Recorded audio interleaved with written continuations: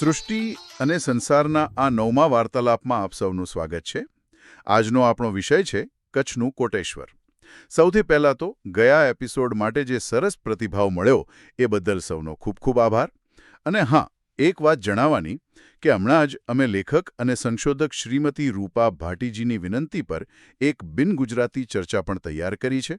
અમારો પ્રયાસ રહેશે કે ભવિષ્યમાં બીજી ભાષાઓમાં પણ વાતચીત કરીએ.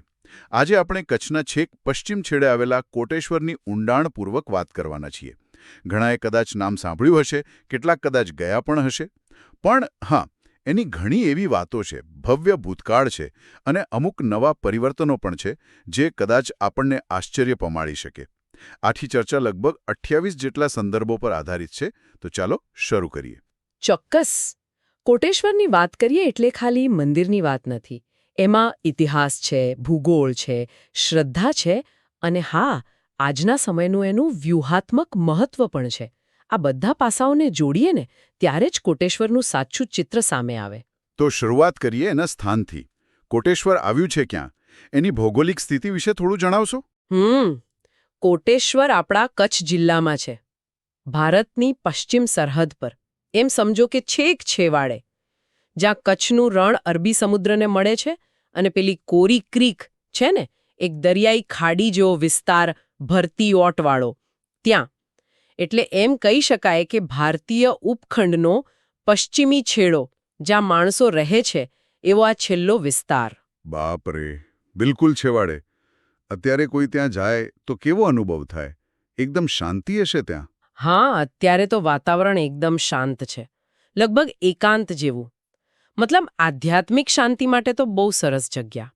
પણ મજાની વાત એ છે કે આ જે શાંતિ છે ને, એ ખરેખર તો એના ભવ્ય ભૂતકાળના પતનની નિશાની છે, એમ કહી શકાય. એમ.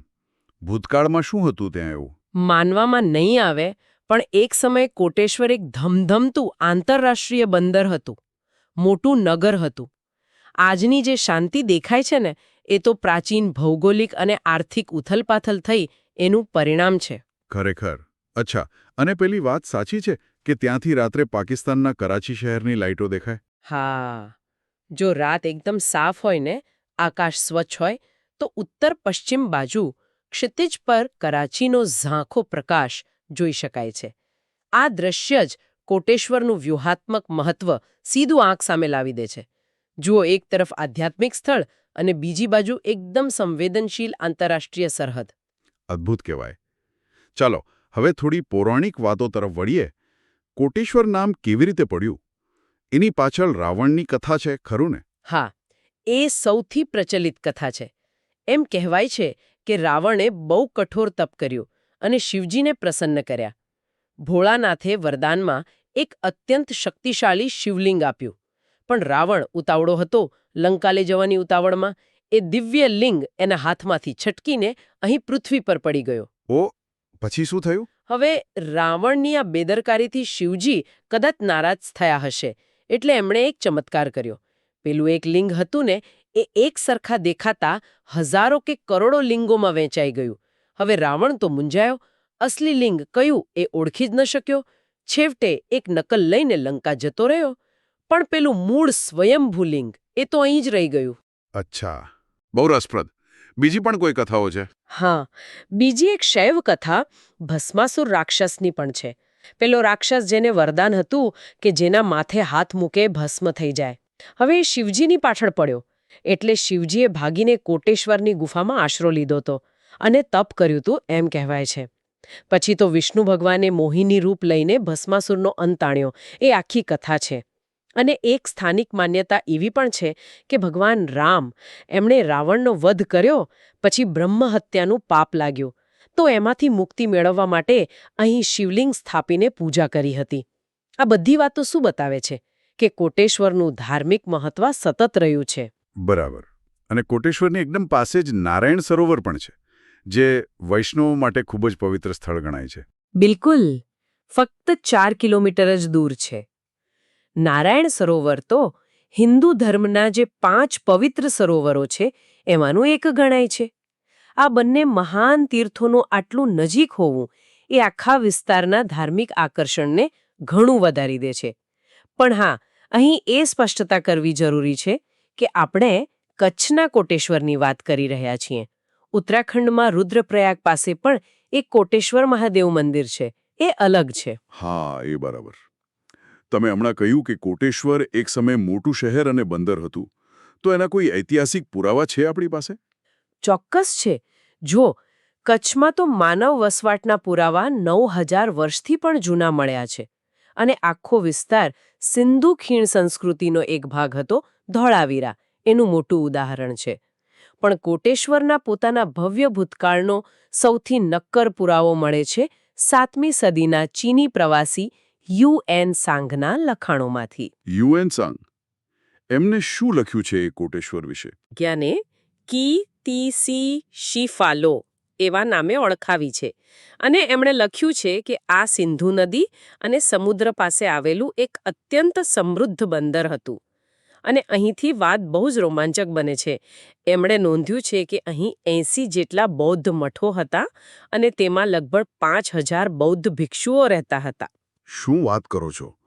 5000 ભિક્ષુઓ! એ જમાનામાં વિશ્વાસ નથી આવતો. હા, 5000. કલ્પના તો કરો, એ સમયે આ કેટલું મોટું આંતરરાષ્ટ્રીય કેન્દ્ર હશે. હ્યુએન સાંગે એ પણ નોંધ્યું છે કે આ મઠોની સાથે 13 જેટલા મંદિરો પણ હતા, જેમાં એક શિવ મંદિર એટલે કે મહેશ મંદિરનો પણ ઉલ્લેખ છે. એટલે આ વર્ણન પરથી સમજાય કે કોટેશ્વર ખાલી એક નાનું તીર્થસ્થાન નહોતું, પણ એક મોટું મહાનગર હતું. વૈશ્વિક વ્યાપાર અને અલગ અલગ ધર્મોનું કેન્દ્ર હતું. તો પછી સવાલ એ થાય કે આટલું મોટું ધમધમતું શહેર ગયું ક્યાં? અચાનક ગાયબ કઈ રીતે થઈ ગયું? આજે એનો કોઈ મોટા નિશાન કેમ નથી દેખાતા? આનો મુખ્ય જવાબ છે ભૂસ્તર શાસ્ત્રમાં, એટલે કે જમીનની રચનામાં થયેલા ફેરફારો. કોટેશ્વરની આખી સમૃદ્ધિનો આધાર સિંધુ નદીના મુખ પર એનું જે સ્થાન હતું એના પર હતો. પણ હજારો વર્ષો દરમિયાન પૃથ્વીની સપાટી નીચે રહેલી ટેક્ટોનિક પ્લેટો ખસી, જેના કારણે સિંધુ નદી ધીમે ધીમે પશ્ચિમ તરફ ખસતી ગઈ. Tectonic plate? એ શું હોય છે, જરા સરળ ભાષામાં કહેશો? હા, સમજાવો. સમજો કે પૃથ્વીની ઉપરની સપાટી છે ને, એ આમ મોટા મોટા સખત ટુકડાઓ જેવી છે, જાણે પાણી પર મોટા પાટિયા તરતા હોય. એને ટેક્ટોનિક પ્લેટ કહેવાય. અને એ છે ને બહુ જ ધીમે ધીમે ખસે છે. આપણો ભારત દેશ જે પ્લેટ પર છે એ ઉત્તર દિશા તરફ ખસી રહી છે. આ હલનચલનને કારણે જ પર્વતો બને છે, ધરતીકંપ આવે છે અને નદીઓ પણ પોતાનો રસ્તો બદલે છે. સિંધુ નદી સાથે પણ આવું જ થયું. ઓહ, એટલે નદી દૂર ખસી ગઈ અને બંદર નકામું થઈ ગયું? થઈ ગયા. જે આર્થિક આધાર પર આખું શહેર, હજારોની વસ્તી, મઠો બધું ટકેલું હતું એ જ ખતમ થઈ ગયું. આ મોટો ફેરફાર કદાચ ઈસવીસન 1000ની આસપાસ થયો હશે. અને પછી 1819માં જે ભયાનક ભૂકંપ આવ્યો કચ્છમાં, એણે પણ આ વિસ્તારનું ભૂગોળ ઘણું બદલી નાખ્યું. એટલે પાણી સુકાઈ ગયું, વિસ્તાર આખો અલગ પડી ગયો. હા, સમય જતાં ભવ્ય ભૂતકાળના જે મોટા બાંધકામો હતા એના ભૌતિક અવશેષો તો નષ્ટ પામ્યા, પણ શ્રદ્ધા અને જે દંતકથાઓ હતી એ ટકી રહી. આ બધા ફેરફારોની અસર મંદિરના વહીવટ પર પણ પડી હશે ને? હા, એ પણ એક રસપ્રદ વાત છે. પહેલાના સમયમાં મંદિરના જે પૂજારીઓ હતા એ કાનફટી સંપ્રદાયના હતા, ગોરખનાથના અનુયાયી, મોટા કુંડળ પહેરતા યોગીઓ. પણ લગભગ 16મી સદીની મધ્યમાં જૂનાગઢના નારંગર નામના એક અતીત સંન્યાસી હતા. અતીત એટલે શૈવ સંપ્રદાયના તપસ્વીઓનો એક પંથ. એમણે મંદિર અને નારાયણ સરોવર સંકુલનો વહીવટ સંભાળી લીધો. ત્યાર પછી લગભગ 16 પેઢી સુધી પૂજારી પદ આ શૈવ અતીતો પાસે રહ્યું. આ શું બતાવે છે કે મંદિરની આવક નોંધપાત્ર હતી એ જમાનામાં. જમીનમાંથી વાર્ષિક આશરે 30,000 કચ્છી કોરી જેટલી આવક થતી. અને એના પર નિયંત્રણ મેળવવા માટે સ્થાનિક ધાર્મિક જૂથો વચ્ચે સ્પર્ધા પણ રહેતી હતી. જો કે એ સમયના જે દસ્તાવેજો મળ્યા છે એ પણ બતાવે છે કે મંદિરને ફક્ત હિન્દુ રાજાઓ જ નહીં, પણ મુસ્લિમ દાતાઓ તરફથી પણ દાન મળતું હતું. એ સમયની સહિયારી સંસ્કૃતિનો આ પુરાવો છે. અચ્છા, તો અત્યારે આપણે જે મંદિર જોઈએ છે એ ક્યારનું બનેલું છે? સ્થાને જ બન્યું છે. મંદિર રેતીના પથ્થરનું છે, સરસ ગુંબજો છે, કોતરણી પણ છે અને ગર્ભગૃહનો દરવાજો ચાંદીનો છે. અને અંદર જે સ્વયંભૂ લિંગ છે એના વિશે કોઈ બીજી વાત જાણવા જેવી? હા, એક સ્થાનિક કથા એવી ચાલે છે કે 13મી સદીમાં જ્યારે આક્રમણ થયું ત્યારે અલાઉદ્દીન ખિલજીએ લિંગને નુકસાન પહોંચાડવાનો પ્રયત્ન કરેલો. એમાં લોખંડની ખિલ્લીઓ મારવાનો પ્રયત્ન કર્યો હતો. હવે આ વાત કેટલી ઐતિહાસિક રીતે સાચી છે એ કહેવું મુશ્કેલ છે, પણ આવી કથાઓ સ્થાનિક લોકોની શ્રદ્ધાને વધુ મજબૂત કરે છે અને એવું દર્શાવે છે કે આ સ્થળ ઘણું જૂનું છે અને એણે ઘણા ઉતાર ચઢાવ જોયા છે. મંદિર સિવાય આસપાસ પણ બીજા કોઈ જૂના બાંધકામો છે? હા, છે ને. જેમ કે નજીકમાં જ સારણેશ્વર મંદિર છે. કહેવાય છે કે એ પણ 13મી સદીનું છે, પણ પછી એનો વારંવાર જીર્ણોદ્ધાર થયો છે. 18મી અને 19મી સદીમાં કચ્છના રાજવી પરિવારોએ અને સ્થાનિક સ્વેચ્છાઓએ પણ એમાં સમારકામ અને પુનઃનિર્માણ કરાવ્યા છે.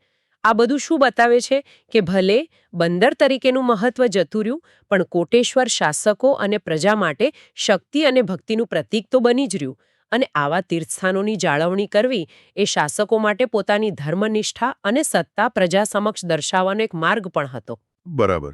હવે આવી આજના યુગમાં 1947માં દેશના ભાગલા પડ્યા એ પછી કોટેશ્વરનું મહત્વ કેવી રીતે બદલાયું? ભાગલાએ તો કોટેશ્વરની ઓળખ જ મૂળભૂત રીતે બદલી નાખી.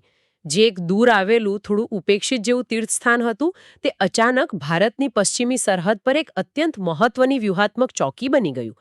ભારત પાકિસ્તાન વચ્ચેની દરિયાઈ અને જમીન સરહદ અને ખાસ કરીને પેલી કોરી ક્રીકનો જે વિવાદિત વિસ્તાર છે એની બિલકુલ નજીક એનું સ્થાન છે.